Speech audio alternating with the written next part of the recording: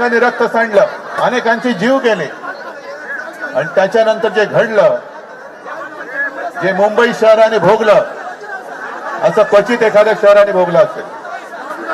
बॉम्बस्फोट झाले, दंगली झाल्या आणि तेव्हा फक्त एकच देशातलं एकच मर्द उभा राहिला होता हिंदूंच्या पाठी, तो म्हणजे हिंदू हृदय सम्राट शिवसेना प्रमुख माननीय बाळासाहेब ठाकरे. हिंदू भयग्रस्त होता, हिंदू आक्रमित होता, आधार शोधत होता आणि त्यावेळेला हा शिवसेनेचा भगवा शिवसेना प्रमुखांनी हिंदूंच्या हातात दिला. गैरफायदा घेतला गेला, नको ती लोक सत्ता भोगतायत आणि हिंदू आजही भरडला जातोय. 12 वर्ष होऊन गेली.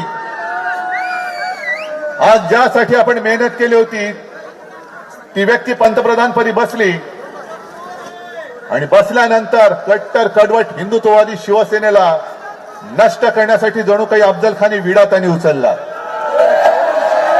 काय उचलला? कारण हिंदुत्वाचा गैरफायदा घ्यायचा होता.